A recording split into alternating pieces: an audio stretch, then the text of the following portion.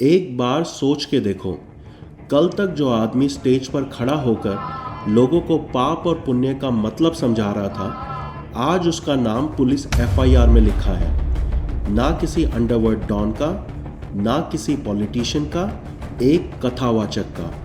और हेडलाइन में एक ही लाइन, माइनर एक्सप्लॉयटेशन के एलिगेशंस।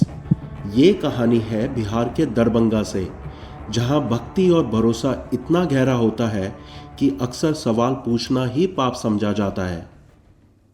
मैं हूं सौरभ और ये है इंडियाज़ डार्क चैप्टर्स, जहां हम इंडिया के डार्क क्राइम्स को थ्रिल, ट्रूथ और थोड़ी डार्क ह्यूमर के साथ रिवील करते हैं। और आज की कहानी है श्रवण दास जी महाराज की, बिहार के मिथिलांचल रीजन का एक कथावाचक, जो लोकल मंदिरों और रिलीजियस इवेंट्स में भागवत और राम कथा सुनाने के लिए जाना जाता था। स्टेज पर साधु, लेकिन स्टेज के पीछे एक ऐसी कहानी जो पुलिस एफआईआर तक पहुंच गई।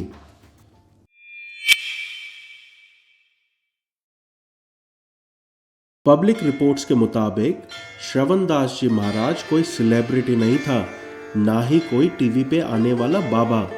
वो एक रीजनल कथावाचक था, मिथिलांचल बेल्ट से, मतलब दरभंगा, समस्तीपुर, मधुबनी टाइप एरियाज। छोटे शहर, छोटी सभा, यानी मंदिर, शादी के पंडाल और लोकल रिलीजियस प्रोग्राम्स। ऐसे कथावाचक का रोल सिर्फ कहानी सुनाना नहीं होता, लोग उनसे मार्गदर्शन भी लेते हैं कि बेटे का फ्यूचर क्या होगा, शादी का मुहूर्त कब, और बिजनेस में लॉस क्यों हो रहा है। यानी धीरे धीरे वो सिर्फ प्रीचर नहीं रहता, वो बन जाता है लाइफ एडवाइज़र। रिपोर्ट्स में ये भी मेंशन होता है कि श्रवण दास अपने आप को एक रिलीजियस लाइनेज से जोड़ के दिखाता था और खुद को एक बड़े महंत का शिष्य बोलता था। इससे मिलती है एक इनविजिबल पावर। अगर तुम किसी बड़े गुरु के शिष्य हो तो तुम्हारा सवाल नहीं होता, तुम्हारा वर्जन ही फाइनल होता है। और फिर आता है social media, live kathas, recorded sessions, YouTube और फेसबुक पर क्लिप्स। कमेंट में लोग लिखते हैं, महाराज जी प्रणाम। इस तरह का फेम डेंजरस होता है, क्योंकि ये लोगों का प्यार नहीं होता, ये लोगों का विश्वास होता है।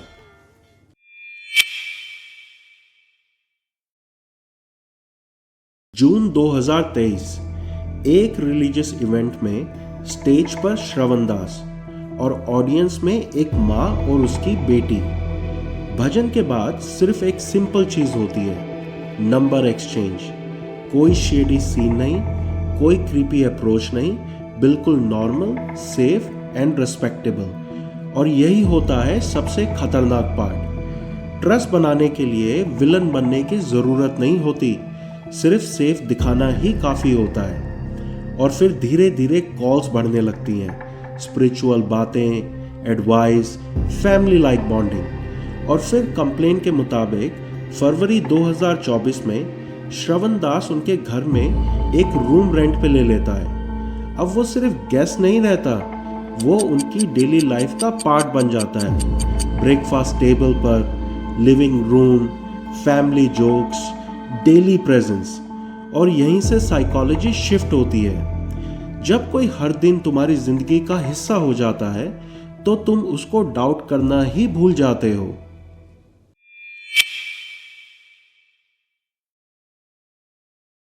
मार्च 2024, कंप्लेंट के मुताबिक माइनर लड़की घर पे अकेली होती है और इसी दिन उसके साथ पहला शारीरिक इंसिडेंट होता है। अब इस पॉइंट पर स्टोरी एकदम डार्क हो जाती है। एलिगेशंस के मुताबिक श्रवण दास ने शादी का प्रॉमिस किया, बोला तुम एडल्ट हो जाओ, मैं तुमसे शादी कर लूंगा। ये लाइन लीगल कॉन्ट्रैक्ट नहीं होती, ये होती है इमोशनल चेन। और फिर ये सिर्फ एक बार नहीं हुआ, ये बन जाता है रिपीटेड पैटर्न। और फिर आता है सबसे डिस्टर्बिंग क्लेम, माइनर प्रेग्नेंट हो जाती है। और एलिगेशंस के मुताबिक श्रवण उसे अबॉर्शन पिल देता है, वो भी 2 बार। No clinic records, no counselling, सिर्फ फियर, सीक्रेसी और कंट्रोल। और सबसे डेंजरस बात, साइलेंस। क्योंकि जब एक्यूज साधु हो तो विक्टिम को लगता है शायद गलती मेरी ही है।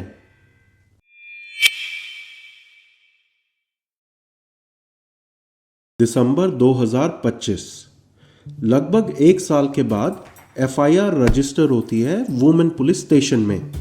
पुलिस स्पेशल टीम बनाती है, फोन रिकॉर्ड्स, मेडिकल एग्जामिनेशन और स्टेटमेंट्स रिकॉर्ड होती हैं। और फिर श्रवण दास जी महाराज अरेस्ट होता है, स्टेज से लॉकअप, माइक से हैंडकफ्स। श्रवण दास अपनी साइड से बोलता है, मुझे फंसाया जा रहा है, कॉन्स्पिरेसी है, पैसे की डिमांड कर रहे हैं।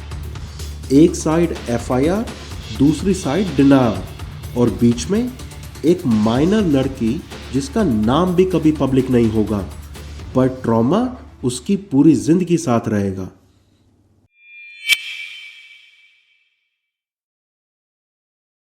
इन्वेस्टिगेशन अभी चल रही है और कोर्ट का वर्डिक्ट अभी आना बाकी है। इसीलिए आईडीसी का रूल क्लियर है, ये सिर्फ एलिगेशंस हैं, वर्डिक्ट नहीं। लेकिन पैटर्न भी पूरा क्लियर है। जहां ब्लाइंड फेथ होता है वहां अकाउंटेबिलिटी सबसे कम होती है। और जब पावर, एक्सेस और साइलेंस मिल जाए तो क्राइम को धर्म का कवर मिल जाता है। इस कहानी का सबसे डार्क लेसन है, जब डैमेज ऑलरेडी हो चुका होता है तभी जाके मास्क गिरता है। आप क्या सोचते हो? क्या साधु होना ऑटोमेटिक सेफ होना चाहिए, या हर पावर के साथ बैकग्राउंड चेक भी जरूरी है? अगर तुम्हें लगता है कि रिस्पेक्ट कभी गारंटी नहीं होती तो कमेंट करो मास्क और सब्सक्राइब करो, क्योंकि इंडियाज डार्क चैप्टर में हम सिर्फ क्राइम कवर नहीं करते, उसके पीछे का सिस्टम भी एक्सपोज करते हैं।